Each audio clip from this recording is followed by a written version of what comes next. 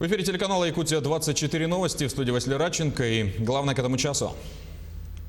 В Якутии плазму людей, переболевших коронавирусом, начали вливать тем, кто сейчас борется с болезнью.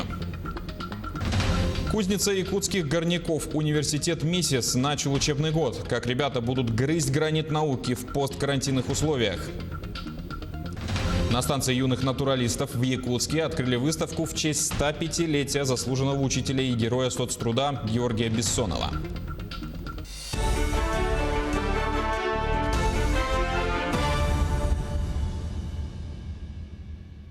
Антиковидную плазму пациентам с коронавирусом начали переливать в Якутии. Ее получают от людей, которые уже переболели COVID-19. Заготовили плазму в республиканской станции переливания крови. Метод переливания применяется при лечении пациентов в тяжелом состоянии с положительным ПЦР-результатом. Данный метод медики непосредственно применили впервые для тяжелых больных. Сегодня, в настоящий момент, в республике 32 тяжелых больных. Часть из них находится на поддержке ИВЛ, часть из них находится на кислородной поддержке. Принимаются все меры и все современные методики, которые есть в России, наши медики стараются применить. Снижение смертности от коронавирусной инфекции является одной из задач, которая сегодня в том числе стоит перед нашим республиканским здравоохранением. И, конечно же, это является долгом чести и наших медиков, которые работают с ковидными больными. В Якутии за сутки выявили 67 новых случаев коронавирусной инфекции. В Якутске 33, в Мегино-Кангаласском районе 10, в Среднеколымском 8, в Мирнинском 7, в Алданском, Амгинском, Хангаласском по 3 случая. Еще один летальный исход подтвержден от COVID-19. За сутки лабораториями республики проведено свыше 3600 исследований. Правительство России выделит дополнительно 35 миллиардов рублей для поддержки россиян, потерявших работу в связи с пандемией коронавируса. Об этом заявил премьер Михаил Мишустин. На социальные выплаты всем безработным в текущем году предусмотрено свыше 130 миллиардов рублей. Большая часть этих средств уже использована. Дополнительно 35 миллиардов пойдут на поддержку безработных во всех регионах. Он также добавил, что правительство выделит еще свыше 4 миллиардов рублей для проведения бесплатной вакцинации от гриппа в текущем году. На закупку этих вакцин в бюджете предусмотрено 22,5 миллиарда рублей. Сегодня направим на это дополнительно 4 миллиарда 100 миллионов рублей. Мы также продолжаем оказывать поддержку развитию автомобильных дорог в регионах. Сегодня выделим уже 5-й транш на этой цели на общую сумму свыше 4,5 миллиардов рублей. Большая часть, более 4 миллиардов рублей, пойдет на улучшение дорожной сети в городах и населенных пунктах в рамках национального проекта «Безопасные и качественные автомобильные дороги». Национальный исследовательский технологический университет МИСИС в Москве является кузницей инженерных кадров и специалистов горного дела для Якутии. В настоящее время там проходят обучение наши студенты-целевики. В каком режиме учатся после карантина и с каких нововведений стартовал год, в МИСИС побывала Эсена Бурнашова. Пустые коридоры и тихие перерывы. Не слышно ни оживленных бесед студентов, ни разговоров. Для университета со столетней историей НИТУ МИСИС такое впервые. В посткарантин образовательная деятельность вуза перешла в полудистанционный формат. В новом учебном году студенты могут самостоятельно выбрать тип занятий – очный или заочный, на свое усмотрение. И, видимо, большинству учащихся все же приглянулся онлайн-вариант. Свой выбор в пользу дистанционного обучения также сделал и якутянин Вячеслав Штейнингер. Теперь поход в университет для него – большая редкость. Я в данный момент пишу диплом, в феврале у меня защита, и в моем случае мне так удобнее больше сконцентрироваться на написании диплома. Я считаю это большим плюсом, потому что не нужно, например, ехать в университет, тратить время. Лекции и даже лабораторные работы МИСИС перевел в трансляции. Онлайн-образование осуществляется через платформу Canvas. Если тебе нужно больше углубиться, больше, так сказать, изучить данную тему, ты самостоятельно с помощью методических материалов дополнительно изучаешь. То есть больше самостоятельности, по идее? Больше самостоятельности, конечно. Но это, с одной стороны, тяжелее. При этом студент может посетить то или иное занятие в традиционном режиме, придя в университет. Как отмечает преподавательский состав вуза, такой полудистанционный формат сделан для удобства учащихся. Ведь многие студенты живут в регионах России и за границей и пока не имеют возможности приехать в Москву. Мы снимали также на видео, снимали в каком-либо формате лабораторной работы, их транслировали. Мы не отказались от практик. У нас летние все практики, все производственные, учебные практики проходили в полном формате.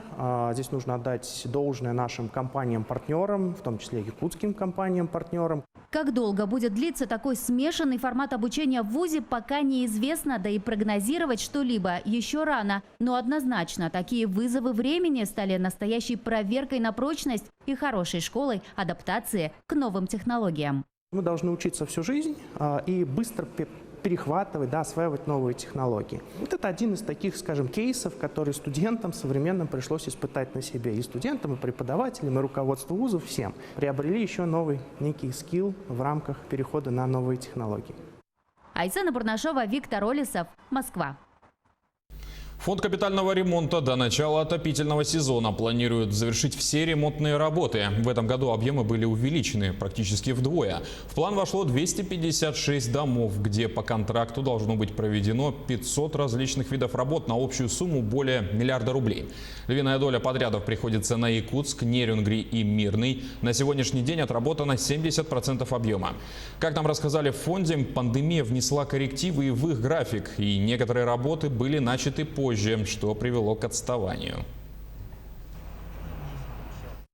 В городе Якутске нынче мы меняем отопление в 20 домах.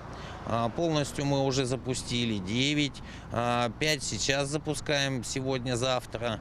И 6 домов у нас уйдет с частичным переносом на следующий год. Вот на примере этого дома в городе Якутске, Ярославского, 39, еще недели 3 назад полностью закончили замену всего общедомового оборудования. То бишь в тех этажах все магистральные трубопроводы заменены, узлы ввода поменены. Однако встал вопрос проблематично пойти по квартирам, по стоякам. И было принято решение перенести эти работы на 2021 год. Надеюсь, пандемии уже не будет, граждане уже будут готовы, подрядчик разыгран, он определен, он просто вернется и закончит свой объем работы. Сумма ипотечных кредитов якутян за первое полугодие выросла на 31% по сравнению с прошлогодними показателями. Такие цифры привел Национальный банк по республике. При этом пандемия не повлияла на востребовательность дальневосточной ипотеки под 2%. Ульяна Шагина изучила ипотечный рынок региона и выяснила, как изменилось предложение в связи с выросшим спросом. Спрос населения на ипотечное жилищное кредитование только с начала года вырос в несколько раз. Причем не уменьшается и количество тех, кто оформляет дальневосточную ипотеку. В Якутии количество заключенных договоров под 2% уже превысило за 2000.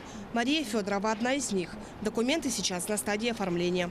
Землю мы купили 2 года назад. И в этом году уже хотим построить дом. И мы очень рады, что появилась такая возможность, ипотека по 2%. Спрос рождает предложение. Застройщики этим незамедлительно воспользовались, повысив стоимость жилья в Якутске в среднем на 19%. Сегодня она составляет около 96 тысяч рублей за квадратный метр. Между тем, решить эту проблему может развитие в столице квартальной застройки с комфортной жилой средой. Заявку в федеральный центр направили по программе «Стимул» на сумму более 3,5 миллиардов рублей для того, чтобы подвести инфраструктуру именно под квартальную застройку. Да, таким образом, затраты на технические условия застройщика будет меньше, и мы, конечно, ожидаем, что стоимость, его себестоимость, ну и, соответственно, стоимость жилья будет снижаться. На ценообразование на рынке жилья может повлиять и рост количества земельных участков под строительство в Якутске. Сегодня многие горожане столкнулись с дефицитом предложений на первичном рынке. 2- и 3-комнатные квартиры расходятся как горячие пирожки, и многие просто не успевают следить за редкими предложениями от застройщиков. Неким драйвером в этих непростых отношениях между покупателем и застройщиком, конечно же, становятся риэлторские компании. У риэлтора требуется больше профессионализма, потому что рынок сложнее. И многие люди, да, в том числе жители Якутии, да, те, которые не занимаются рынком недвижимости, те, у которых нет экономического образования, те, у которых нет юридического образования, они путаются в том потоке информации, который идет, и им сложно в этом разобраться. Поэтому здесь велика роль профессионала. Риэлторы очень тонко чувствуют на себе все изменения, происходящие на рынке недвижимости. И сегодня не все смогли выдержать напряженной конкуренции. Более сильные из них состоят в Российской гильдии риэлторов. И, как оказалось, из региональных компаний в ней состоит только одна организация. Время кризиса – это время возможностей. Мы сумели внедрить какие-то там новые направления, появились определенные навыки, которые нам помогли удержаться на плаву и уже выйти на более высокий уровень, и таким образом мы начали работать. Многие из риэлторов перешли на дистанционное проведение сделок, чтобы не потерять свой бизнес. Государство также не осталось в стороне. Снижение ставок на льготную ипотеку, смягчение условий предоставления кредита для дальневосточных гектарщиков и многое другое. Все эти меры призваны поддерживать граждан, тем самым увеличивая количество желающих приобрести жилье. Ульяна Шагина, Георгий Григорьев, Якутск. На станции юных натуралистов в Якутске открыли выставку в честь 105-летия Георгия Бессонова, заслуженного учителя Якутской ССР и героя социалистического труда. В экспозиции представили его работы и личные вещи. Также выставили урожай станции юнатов. Георгий Бессонов был учителем биологии в школе села Тайбахой Сунтарского района. Он трудился ровно 70 лет. С его помощью в республике впервые было заложено декоративное садоводство. Дело Бессонова продолжают его дети и внуки. Всегда активно участвуем от семьи и поддерживаем такие мероприятия со своей стороны. Также с 2003 года мы присуждаем именную стипендию лучшему выпускнику Тайбахойской средней школы за активное участие в общественной жизни школы, за достижения в спорте и за отличную учебу. Экспедиционный волонтерский лагерь начал работу в Татинском районе. Его цель – популяризировать объекты культурного наследия деревянного зодчества. Волонтеры скосили траву, почистили территорию музея и в данное время достраивают юрту. О работе лагеря сегодня и дальнейших планах Жанна Бурмистрова. Не зря волонтеры выбрали именно Черкесский музей для проведения данной экспедиции. Ведь 43 года назад человек-легенда Сурнамаллон вдохновил население Татты на народное движение, в результате которого за короткий срок был построен музей под открытым небом. И именно он является одним из основателей отделения общества охраны памятников истории и культуры в нашей республике. Волонтеры, а их порядка около 30 человек, люди разного возраста, разных профессий, объединенные этим движением, порывом созидать и творить добро, желающие прикоснуться к истории предков. Мы то последнее поколение, которое еще видим в Валасах, проезжая по дорогам, да, сельским дорогам, видим старые тёхи, старые сайлыки, которые уже в таком состоянии совсем, да, они умирающие, наверное, объекты, теряющие свою ценность объекты. И вот если мы не будем этим заниматься, то нашим детям и нашим внукам уже нечего будет показывать. По первому впечатлению, юрта изнутри и снаружи казалась без больших видимых повреждений. Нужно было поменять лишь несколько бревен западной стены. Но когда сняли внешний глиняный слой, то выяснилось, что все бревна превратились в труху. Вот-вот юрта просто-напросто бы осыпалась. Вследствие данного факта почти все бревна стен заменят, также облагородит дверь, а вот потолок останется нетронутым.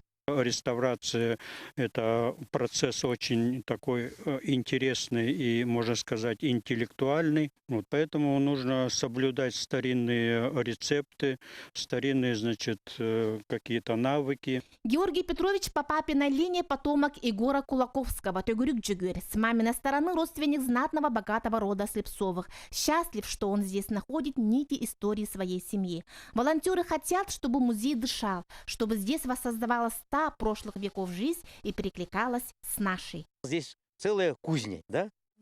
Есть кузница вот здесь. А почему бы здесь не собирать кузнецов? Он мог приехать в Мандарусом, да, показать мастер-классы там, да, и чтобы кузнецы здесь собирались, чтобы вот на этой территории возникло новое какое-то дыхание, современное дыхание, когда вот эта территория чтобы жила. Я думаю, Дмитрий Николаевич, он и хотел этого, чтобы здесь были люди, чтобы это двигалось, чтобы это дышало там, да. Волонтеры экспедиции планируют и в последующие годы, радует то, что уже появляются последователи. Жанна Бурмистрова, Василий Иннокентьев, Татинский улус. И на этом пока вся информация. До встречи в следующем часе.